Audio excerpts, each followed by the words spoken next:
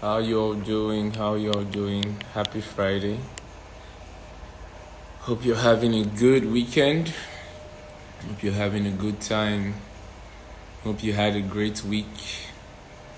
And yeah, today's topic is going to be a very interesting one, very heated as we have our guests from both the Christian faith and the Muslim faith, and it's about religion and politics.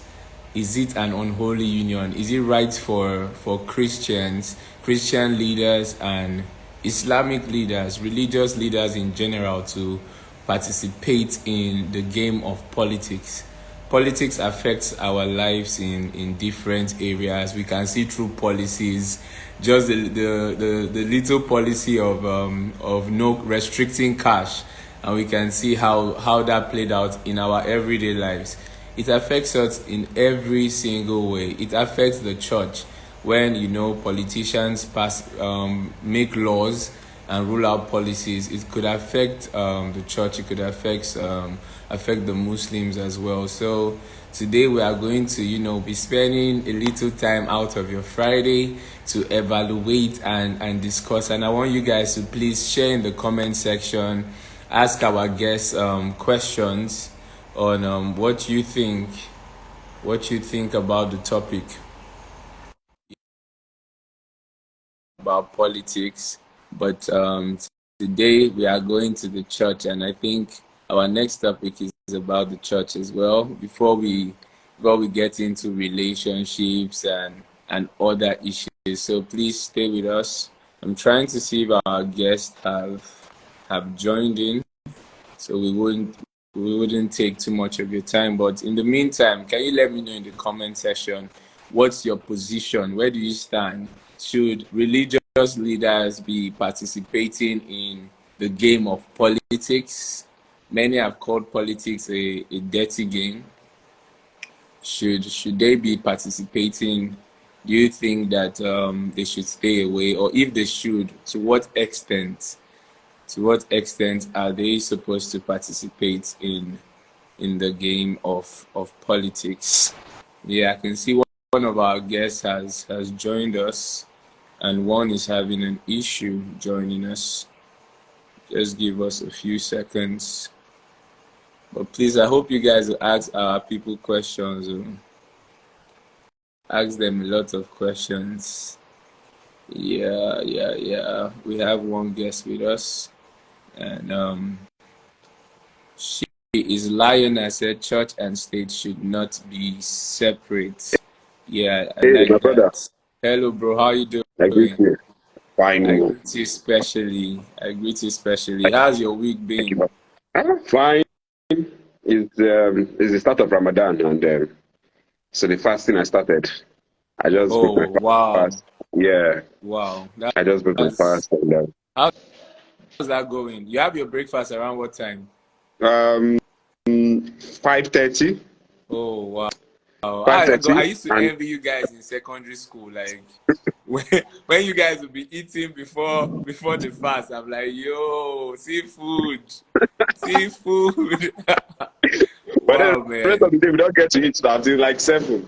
Yeah. But what if someone eats like heavy akpu in the morning? 100. Yeah, it's tough. It's tough sometimes. Even me personally, right? I don't. Sometimes I even feel it's more difficult for me when I eat in the morning. So sometimes I just prefer to just take maybe water and juice or something True, in the morning, and then true. yeah, sometimes when you eat is when it's even tougher. So yeah, Yeah, I experienced that as well during fasting. I rather eat light in the night or early hours of the morning unless you pay for it. Our second mm, guest is having some issues joining, so I'm just gonna start with you, and okay, we'll get right into it while he tries to join us. So, okay, Mr. Abdul, you'll be speaking from the Islam point of view. I okay. want to know what you think. What are your thoughts on religious leaders, both in the Christian and Islam faith, participating in politics? Okay. So if you if you look at it historically, yes, I think as guest is setting up. Yes. All Pastor, right. Pastor, welcome. Hello. Good evening to you, sir. Good evening. Good Good evening evening, to Pastor. you. Pastor, how are you doing? Sorry, you had some challenges joining in. Yes, I had some challenges, but happy to be here now. We are happy Yeah. to have you, sir. I was just asking Mr. Abdul what he thinks of religious leaders participating in politics, and he was just giving me an answer. Then I'll get Okay. to you. So historically, um, if you go back centuries ago, say 600, 700 years ago, we saw a pattern where there was the church and the state, or in this case, you could say the mosque and the state were one and the same, Okay. right? They're one body. True. If you look at Christian history, for example, there was a period in time when the Pope was literally the king of kings in Europe. Okay. He gave you a legitimacy as king. The laws, the church had to ratify the laws. The Pope could remove you as a king, take away your That's true. legitimacy.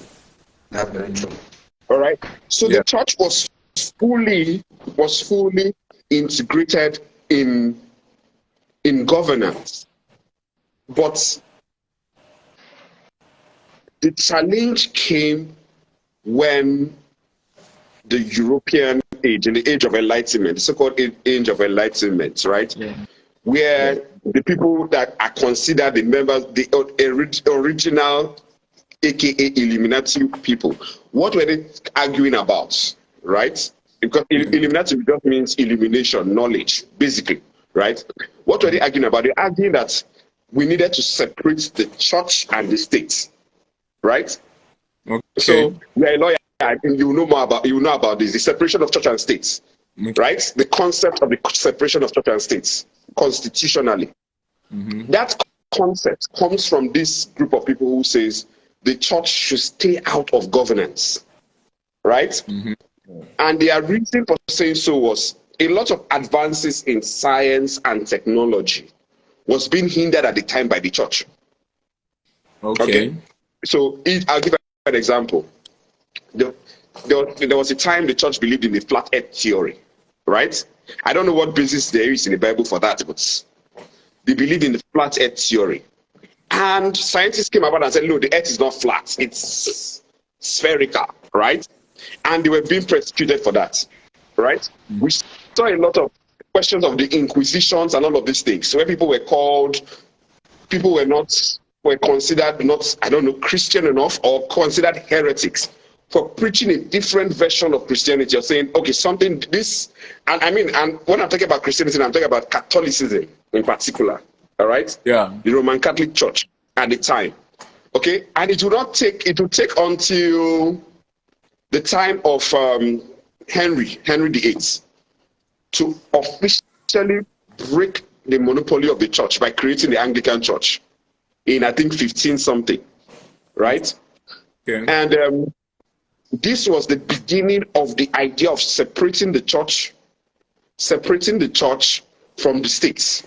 Governments were supposed to run based on the needs of the people, and taking the church out of it was considered necessary, not to hinder progress. And you look at the same thing in the Islamic world, right? Yeah. It's still particularly a challenge in Islamic world. You cannot, in traditional Islamic society, the leader is the representation of God. I'll give you an example. The Sultan of Sokoto is the leader of the Muslims in Nigeria, right? Yeah. Yeah. In the same way, the King of England is the head of the Anglican Church. Yeah. Someone just Yes. said that. True. Yeah. So that concept, that ancient concept of king and God together, still very much exists in the mindset of the Islamic fabric.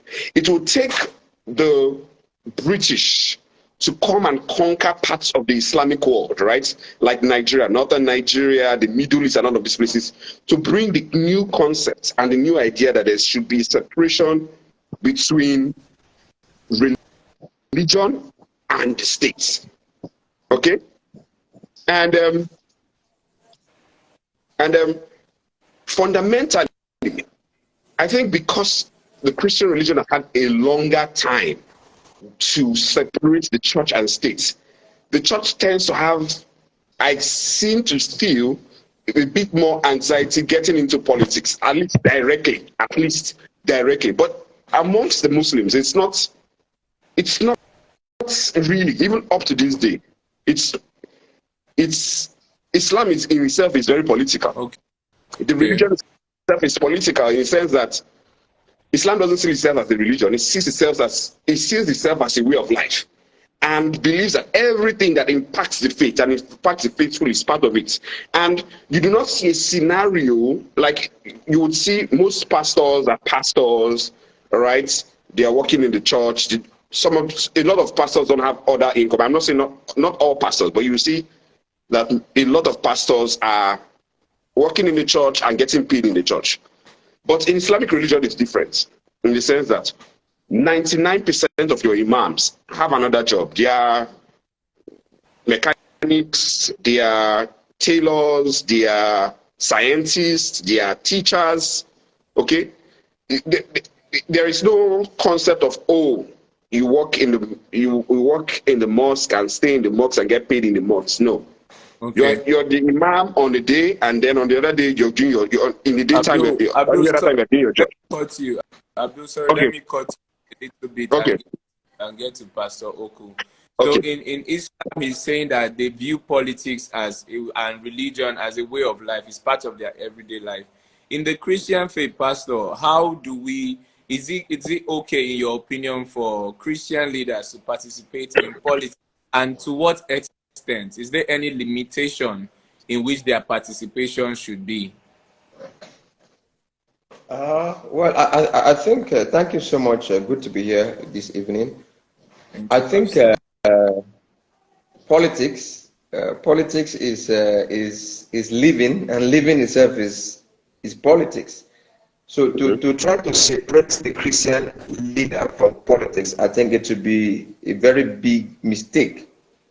Because I say so because politics is all about governance and the proper management of the resources of that community, or state or nation, and the bulk of the people are within the churches. Let me use that word since I'm speaking for the Christian folks. So the bulk of the people are within these churches. So if the Christian leader absorbs himself or extricates himself from politicking or from politics, there's going to be a problem, because any society that has bad governance, that bad governance impacts directly on the people, and it will impact on the family and impact on the church at a very direct scale. So when Christian leaders remove themselves from politics, they make a big and a huge mistake. They are stakeholders in nation building. They are stakeholders in governance. They are stakeholders in giving direction, and most so direction sometimes from the Almighty God. So it's important for Christian leaders to be directly, if I use that strong word, involved in politics. In politics, awesome. About limitations. Yes. Yes. The only limitation is, for instance, in our country, in Nigeria, for instance, a Christian leader should pretend to oversee people that are from different political views or parties. So the limitation now will be his ability to manage these diverse interests in this political group. So the limitation will be, if a Christian leader gets involved in politics, one, he must remember the reason for politicking, which is to bring about good governance. Two, he must remember that as he pushes for good governance, this opens up the space for power. And you know what power does? Power can corrupt.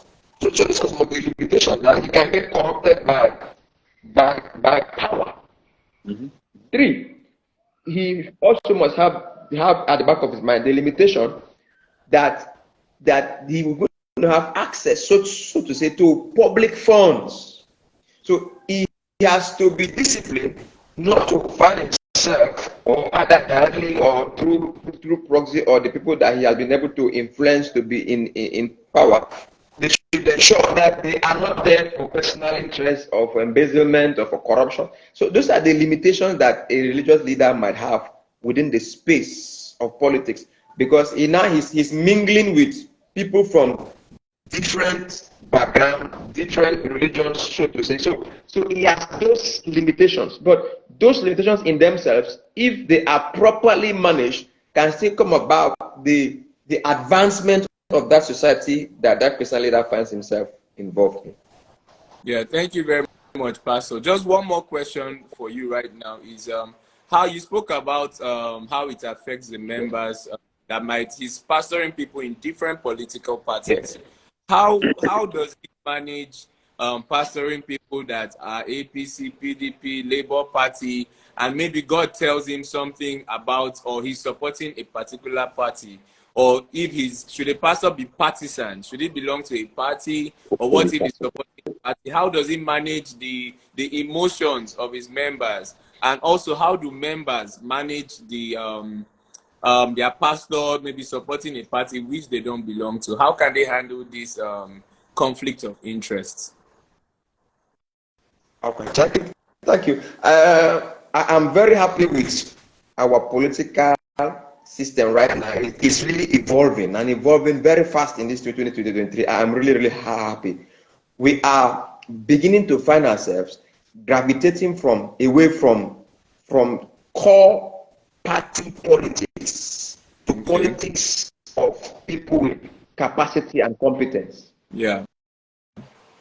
So a religious leader who is opportune to lead people of divergent political leanings, this is what he must do. Number one, he himself must not belong to any particular party. Yeah. Himself must not belong to any political party. He must be, if I can say, apolitical. But now he must protect the interests of that society by backing a person that he knows can bring to bear the dividends of democracy that we are yearning for over the years. Yeah. Okay. Especially if that religious leader has the privilege of spiritual sanctity. So he must guide himself to be able to influence or support that particular candidate or person that will bring about the good of the society. He must not concern himself with whether it's PDP or APC or Labour Party.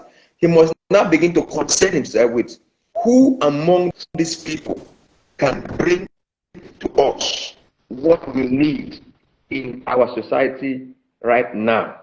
That is where he must concern himself with. As to the management of the emotions of the people that are under him, if you allow that word. Now, all of us, because this is where we must all arrive at. If what APC or PDP or Labour Party or NNPP, if what all of us are pursuing is the overall interest of our local government or state or nation, if truthfully we are pursuing the good of our nation, then we can all agree that no matter the platforms we find ourselves in, if the outcome we're looking for is to better the society, then we now need to establish politics of ethics, politics of integrity, politics of truth, politics of fairness, politics of justice and equity. If we all agree to that, then I can say that even if you are in PDP, But I am, much as I'm holding on to mine, I am hoping that if you win or if I win, that at the end of the day, the society must become better for it. So that leader must be able to, I don't know what to use the word, coach, train, educate, influence people to come to that mindset, so that at the end of the day, whoever takes it, society better for it. And this will come to a point of dedicated education, dedicated teachings and preachings to let us know that, see, this is the outcome we are all expecting, no matter who clinches that particular office. Thank you very much, Pastor, for this for that insightful contribution.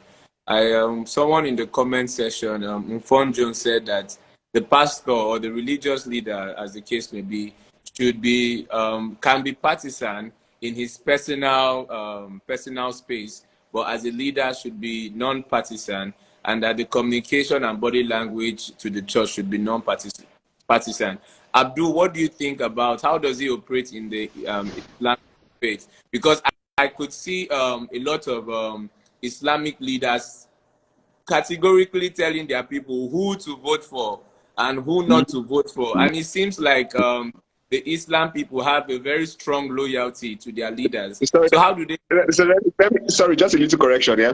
It's Islamic people, not just a little correction. Yeah, Islamic So people. you can carry it along. Islamic, yeah. Yeah. Yeah. So continue. How I'm with you. I'm listening to you. Islamic people, how do you manage if there is a conflict of interest, if people belong to a certain party, and should an Islamic religious leader be telling his people who to categorically vote for? Okay. So my response to that is, I don't particularly like it when a religious leader, be it Muslim or Christian, is pointing in the direction of where people should vote for. Why? Why do I say so? Historically, we have seen that religious leaders, and let me speak from the perspective of especially religious Muslim leaders from the north, right? They always tend to go for a candidate who in their opinion is quote unquote Muslim enough. Okay? Yeah. And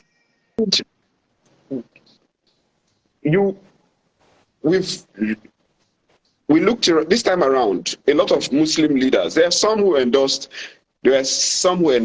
Peter Obi, very few. A bit more endorsed Tinubu. But we saw a bulk of them, especially from northern Nigeria, go for Atiku Abubakar. Yeah. Okay? Yes. Same set of people went for Buhari the last time. And I feel like in a country like Nigeria, where people are being programmed, and that's my opinion now, people are being programmed to vote for people of their religious leaning. In a country that is meant to be somewhat secular. Now that's a discussion for another day. Our federal structure and why we are even, whether we are truly practicing true federalism, that's a discussion for another day. But in that system where people are being programmed based on religious beliefs, who is more religious? Because the religious leaders tend to go for the person they consider to be more religious. Is it any surprise that most of the Christian leaders went for Peter Obi when he was in all the churches?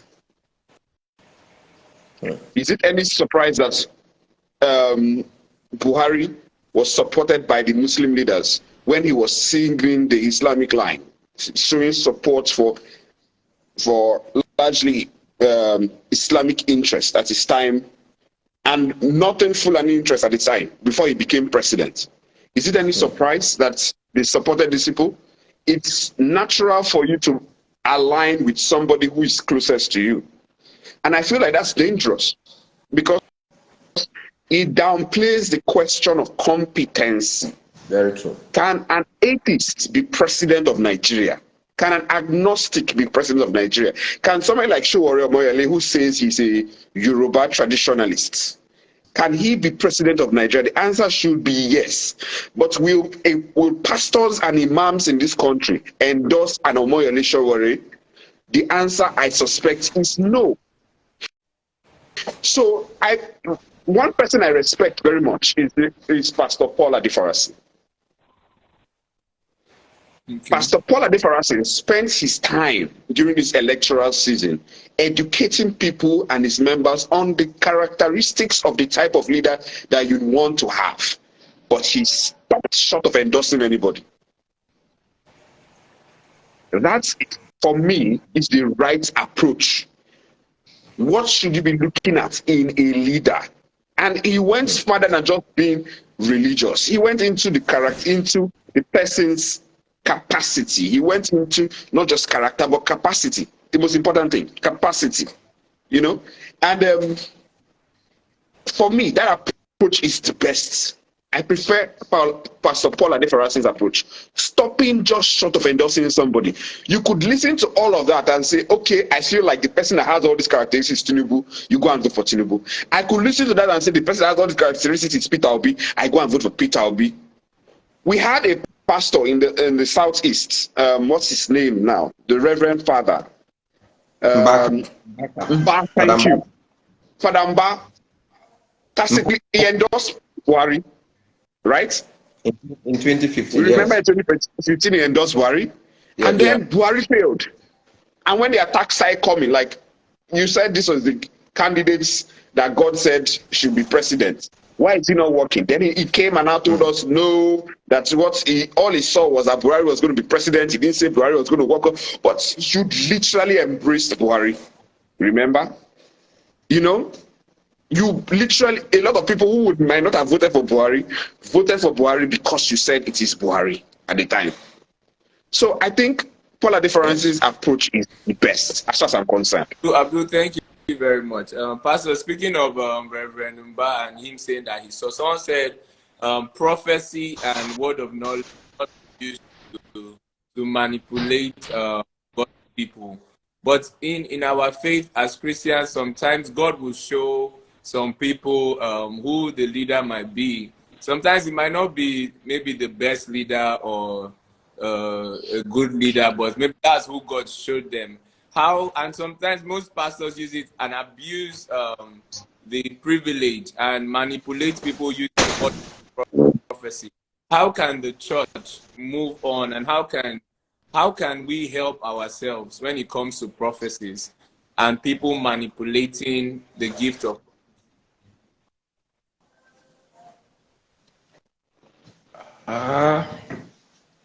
Well, you know, if we go back biblically,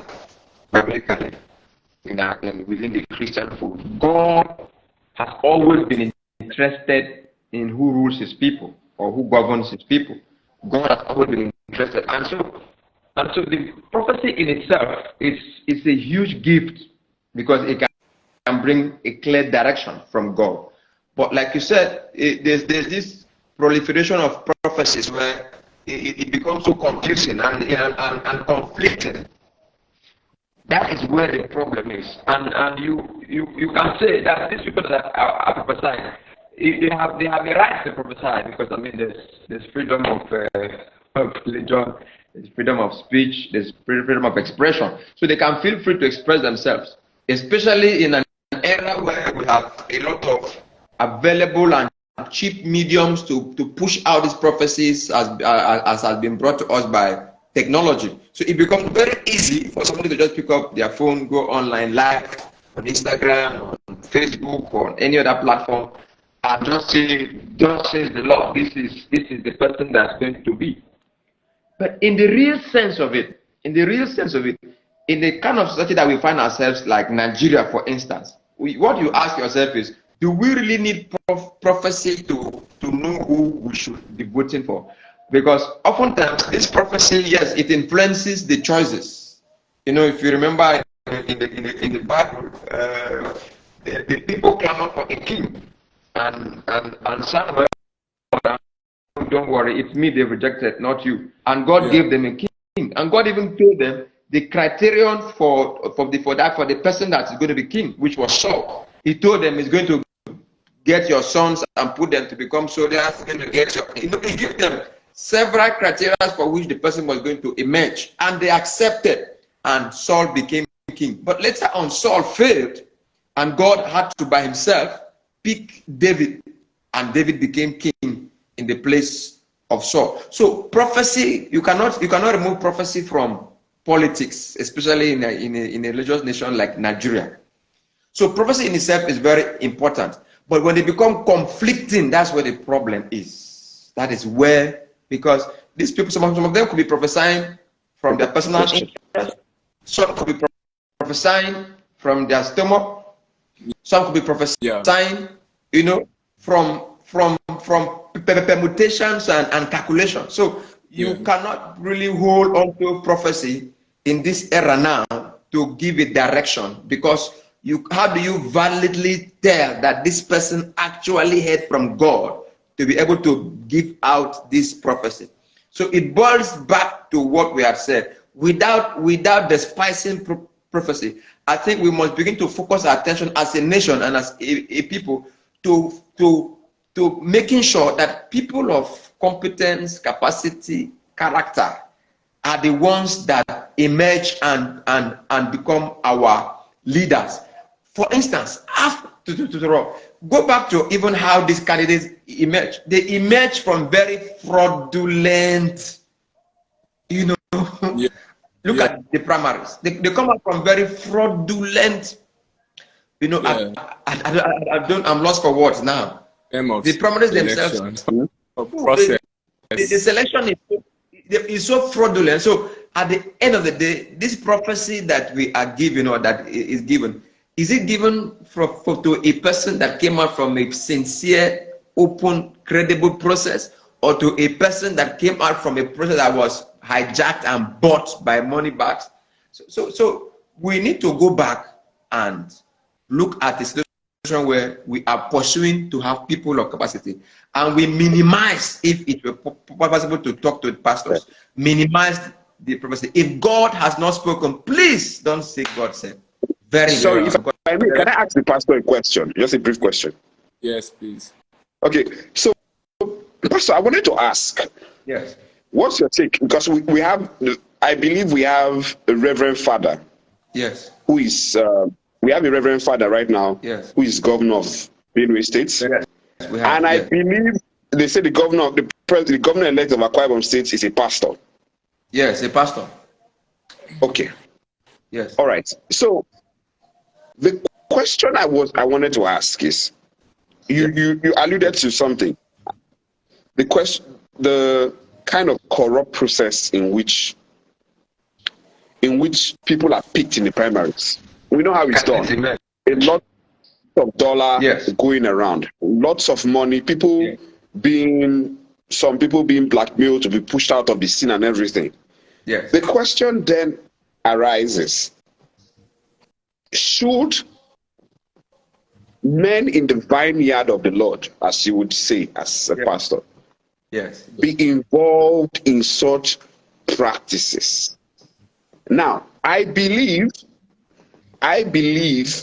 that there is nothing wrong with a pastor running for office. Yes. But the method in which you go about it, is important. Yes. And we have to agree that in today's Nigeria, if you go about it in the most moral method, you might not get there. So the question then arises: should pastors, imams go through the same quote-unquote dirty process, or should they now go back and realign themselves to moral policies and form political movements based on correct moral values? Okay, thank you.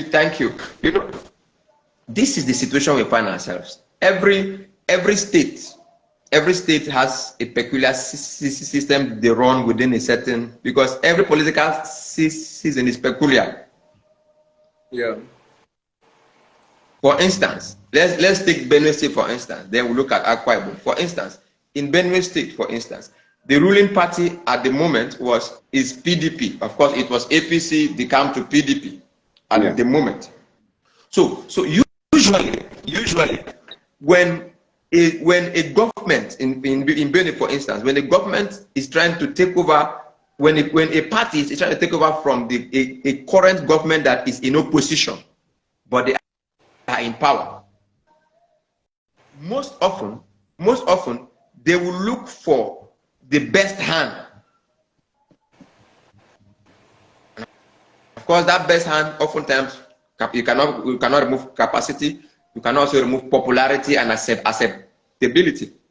Don't forget, Benue State has a history. This is the second Reverend Father that will be governor in Benue State. This is the second one. There was one in 1992 that was there for like 8 months before the annulment in 1993, if you remember. So there was one. This is the second one. So you can see that society has some leanings and some trust, if I may say, in somebody who appears to be religious. Let me use that word. They have that leaning, because even Otom himself, also, much as he was in PDP, but had a lot of such clout that followed him to becoming governor of Benue State. Now, talking about the process, so whenever you come to a institution where the person that is coming in is trying to take over from a perceived opposition, that party will always try to bring in their best. And most often in such a circumstance, they will try their best to remove the element of this corrupt practice in terms of picking a candidate. That is in the case of Benue State. Now, in the case of Akwa Ibom, it was in public space that the governor did say that he prayed to God, and this is the governor-elect now. That is a candidate that God did direct him to. So these two states are peculiar because they are religious. Let me use that word, and that religiosity has been able to give them, to a large extent, what they think will suit their society. And in that instance, most of those governors or those religious leaders that have gotten directly involved in governance now will not directly, let me use the word, will not directly be involved. If at all there's any malpractice in the process, they will not be directly involved. I can assure you, if there was any malpractice, they won't get directly involved. And if there is at all, it is done in such a way that they are not privy, so to say, to what has gone ahead to their emergence. What they will see is a public display of a level playground which they have been able to benefit from. And that is what you're going to see. But you can never have that without having people agitating and saying that it was not done freely. I don't know if I've been able to answer your question. I think Abdul, I think that what that means is that so okay, from what I heard from the pastor, he was like, okay, there is this process, there is this questionable process. However, the pastor and the religious leaders are not aware. The ones who are running it will not be aware. And I find that not that they are not aware. Not that they are not aware. Very kind to them, because I don't think you can avoid it. I don't believe that you can be a beneficiary of a process and not be aware. You would know. That is my opinion. You would have an inkling to it. You know, I mean, I understand that yes, some things might be moved around, but this is politics. People talk. Yes. You're not living in your own little tiny castle, you know. People talk. So I usually wonder where the conflict of morals comes in for particularly men working in the vineyard. But that's okay. That's okay. Ephraim, you can take over. Please take over.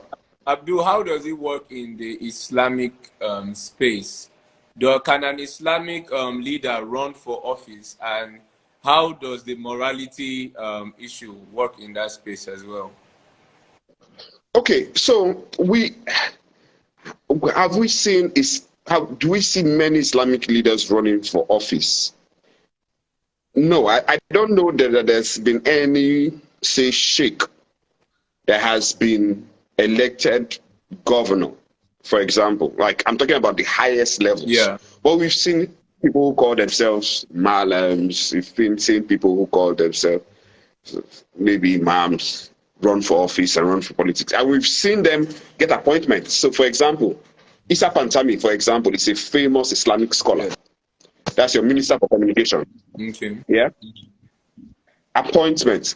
Now, if somebody like him was to run for office, then we would really now test it. But historically, I don't think there's ever been. I don't know why we've not seen more, like we've seen with the pastors and everything. I don't know why we've not seen more, because historically, there is no barrier that says, oh, being an imam or being a sheikh stops you from running for office. I don't know. I may suspect that maybe they are staying away from it because of the implications and complications of politics.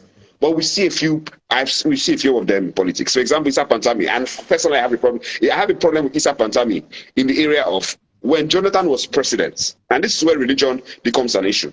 When Jonathan was president, right, and all the issues we're having, not all the terrorism we're having in it, Issa Pantami was on TV, on radio. He was crying.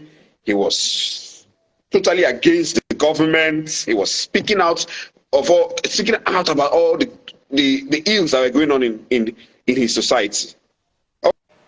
Okay, Jonathan is out. Buhari is in. You are appointed minister. The issues have not gotten better. They have gotten worse, but you've not said anything. All right? I understand the idea that you cannot be within a party and be castigating the party. In the same way, you cannot be a marketer of a brand and be castigating a brand, at least in public. But then, as a preacher, as a man of God, you have done it before, right? You've come out and you've criticized government. Doesn't it beckon on you to say, call out your government and even resign? There's some things that some of us are looking at and saying, why didn't he resign? Because the things you were complaining about got worse in this government. So I think that's a good issue that people have when men of God play politics. Because when you play politics, eventually you will find sticky situations. You will find immoral situations that you cannot come out and speak about. All right, sorry, Abdul. Let me cut you. I see a lot of comments in the feed. Please, can you drop your questions in the question box so that at the end of the program we can attend to your questions. Because I see a lot of questions coming up. But if you can be kind enough to drop it in. And Abdul, I like the point you brought us to. You think that they should resign. So I'm going to turn that question to Pastor Oko. In the case of someone like Osibanjo, he's a pastor in Redeem, and he was made the vice president. People clamored, "Oh, let him resign. The government is killing a lot of people. A lot of things are going wrong." And I keep thinking, like, if he resigns, okay, who is going to be there? If everybody keeps resigning, who is the person going to be there? So I just want to know, what do you think? Should people, religious leaders, because of how bad the government is, resign in situations like Osibanjo's situation? What do you think about that? Thank you so much. You know, when I was a child, let me start with the story. When I was a child, I grew up in an environment that had this red soil. So it gets really dusty. It gets dusty. And there was one thing I noticed. When we return from school, you have to do some trekking, but you return from school. The dust in the atmosphere as cars are passing, raising dust, the dust lands on your body, on your shirt, on your hair. Sometimes it changes the color of your hair. You can see it on your skin. But the moment you get home, the mother tells you to get into the bathroom and takes soap, gives you soap, and you stand under the shower and you wash down, what happens? The entire dust has gone up.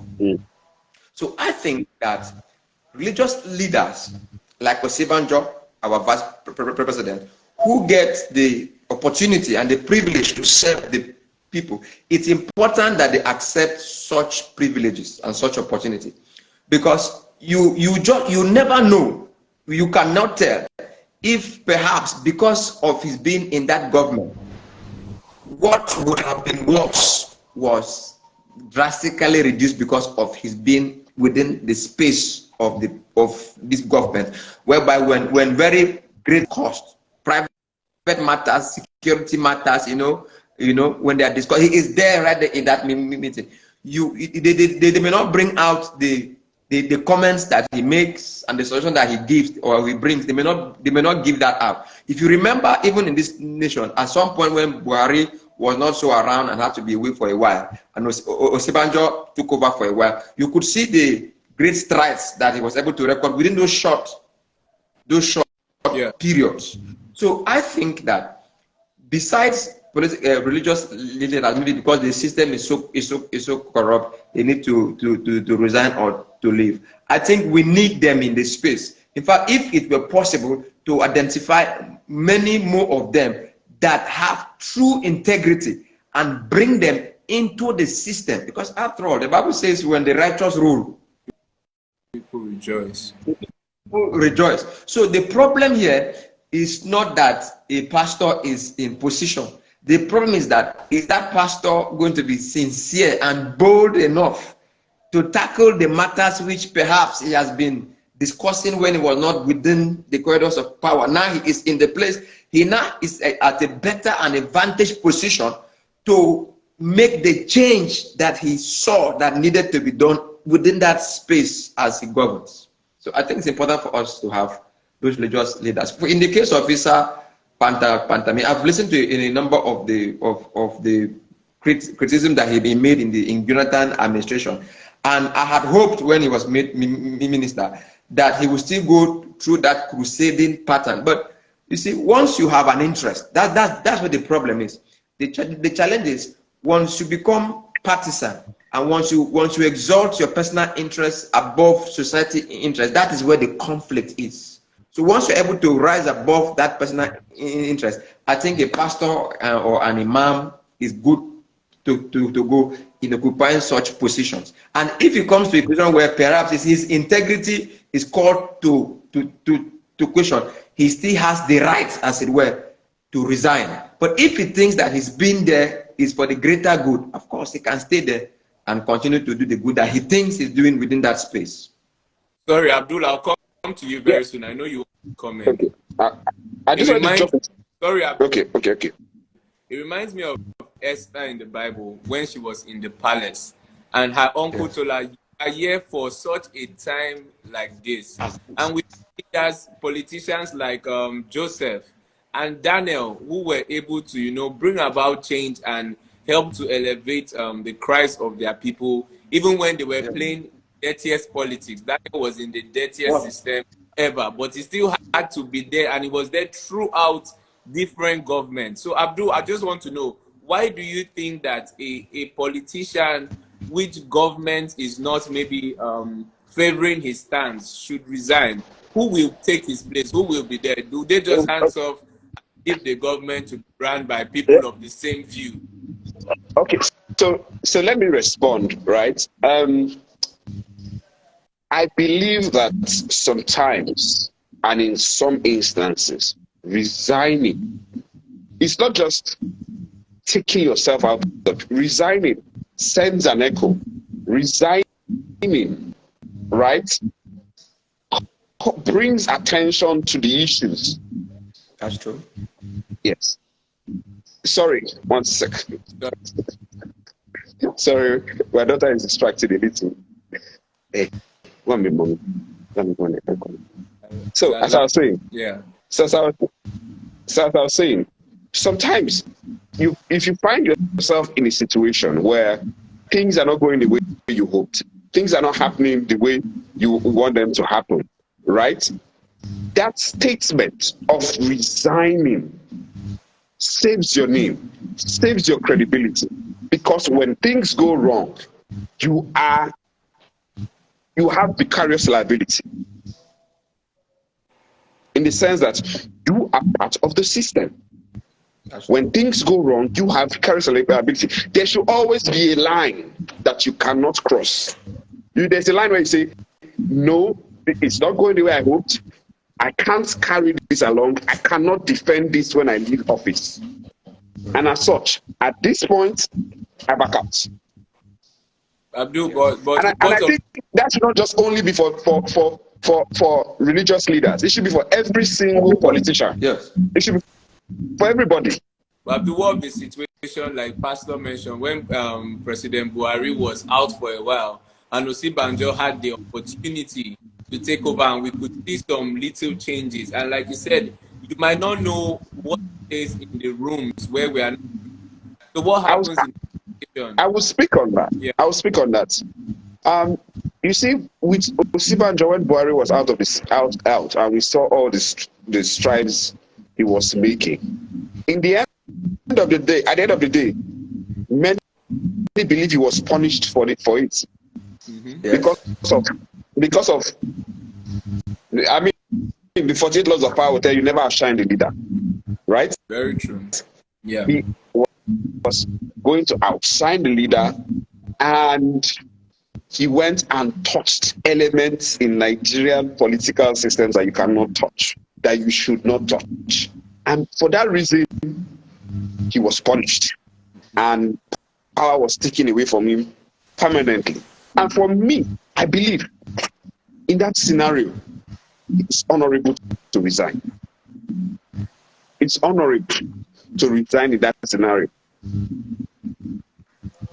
Okay. Well, if I can butt in, sorry, just a moment. If I can butt in, you know, our society and our democracy is evolving, as it were. Mm-hmm. As it were. What I think we should do as a nation is to consciously, yes, we've accepted democracy. I think we must consciously look at it critically and check what pattern works for a nation like ours called Nigeria. What pattern works for us? I think that is what we must also begin to look at. Very true. Next thing we must also look at is to ensure that we come to a point in our nation where our institutions are stronger than men. And when we put that also in place, we begin to notice that we are going to start attracting people of integrity, of very high integrity.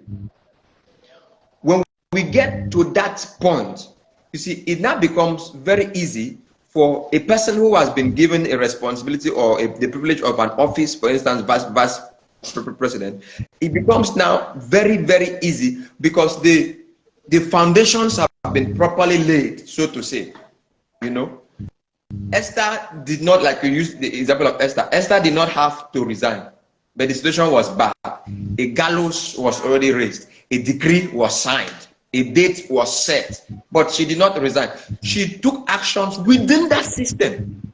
She stayed in the system and took actions.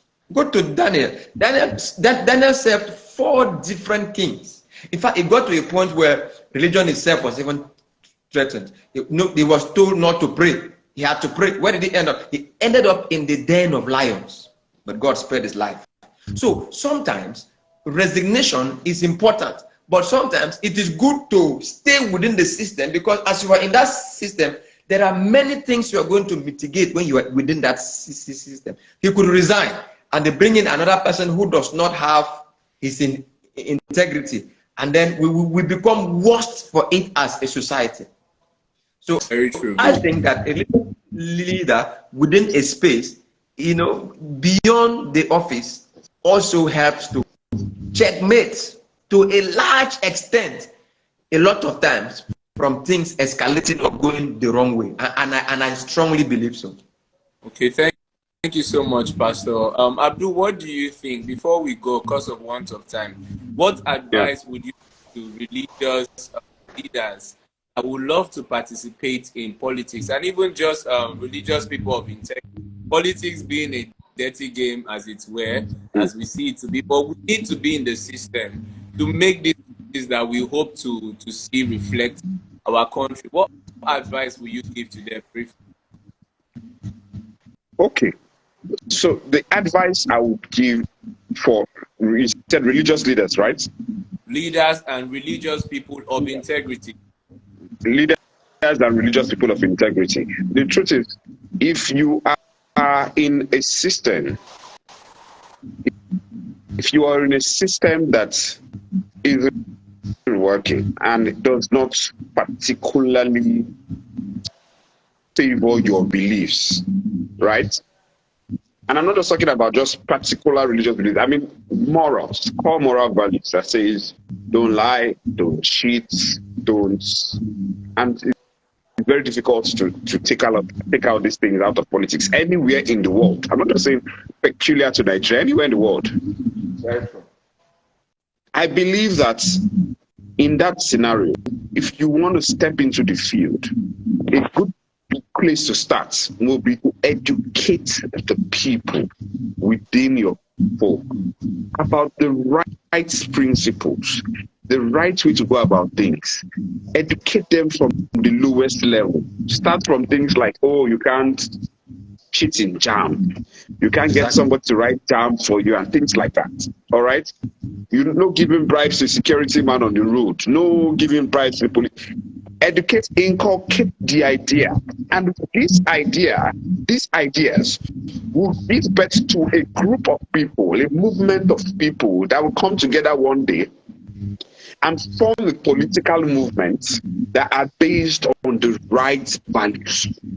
Or maybe not all the perfect values, but on some of the right values that moves the country forward. So for me, it's about advocacy, advocacy, advocacy. Now, the question of if somebody is religious to the person and is given an appointment, should he take the appointment? Absolutely. Go ahead and take the appointment.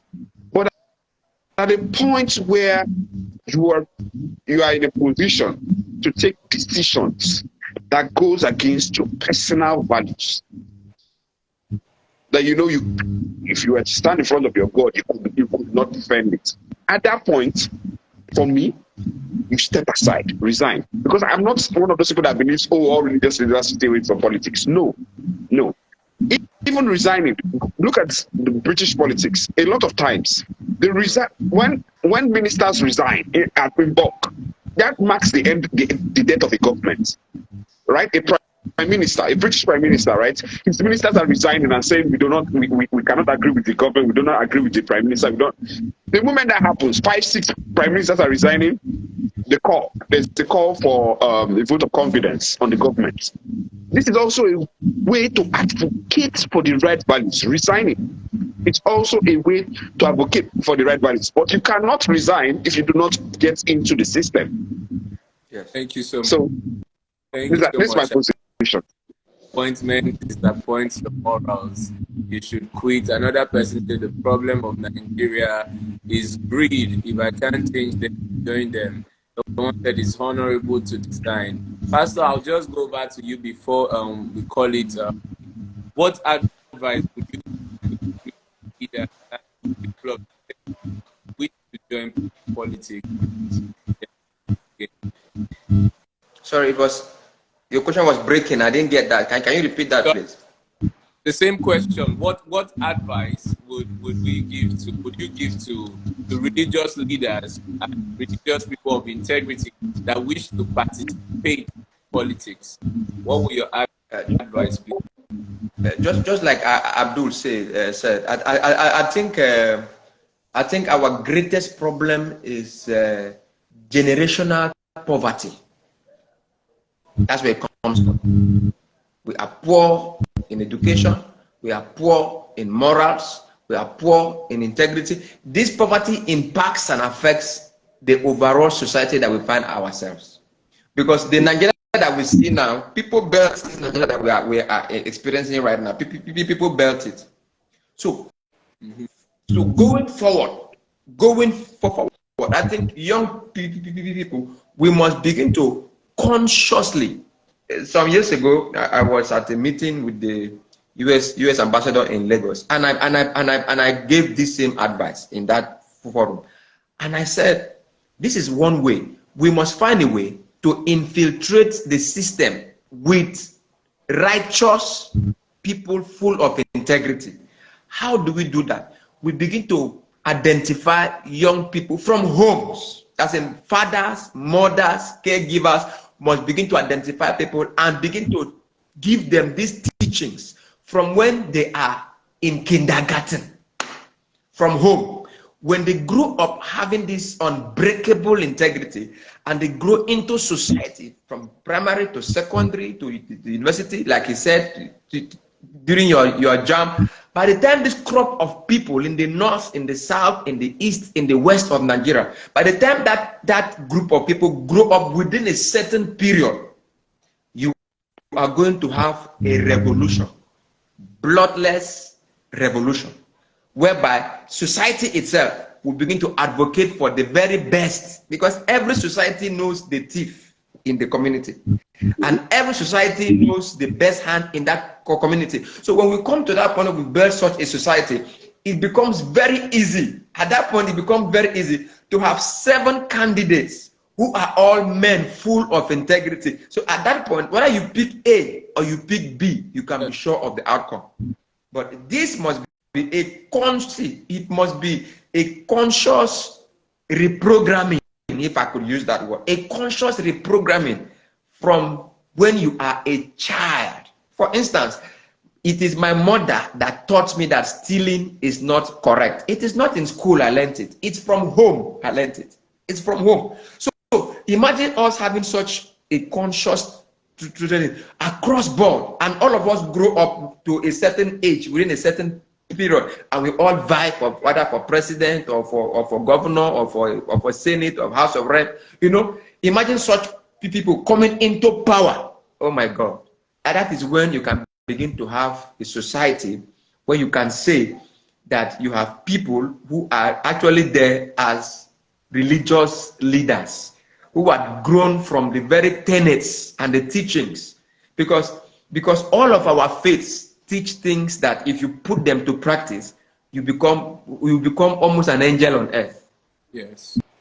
So if we focus our attention on that, in no time, Nigeria will have in every state, in every local government, in every community, such crop of people that we can pick from. It's already beginning to happen, by the way. And we just hope that in the coming election, 2020, 2027, 2031, that more and more of such people will keep coming into the space of governance and politics. Thank you so much. Thank you so much, Abdul. Thank you so much, Pastor. I totally enjoyed this conversation, and I think the viewers all enjoyed. I enjoyed from the comments of the viewers. I enjoyed from I totally agree that we must go back and start educating the electorate. We don't need to wait for the next 4 years for the next election. We must go to our communities, our churches, our mosques, our areas, our families, and instill this value that we are talking about. Thank you, everyone, for joining us. Spending Friday I appreciate you, Abdul. I appreciate you, Pastor. You have a lovely weekend. Thank you, Pastor. Abdul, good to meet you. I greet you, my brother. All right. Thank you. God bless you.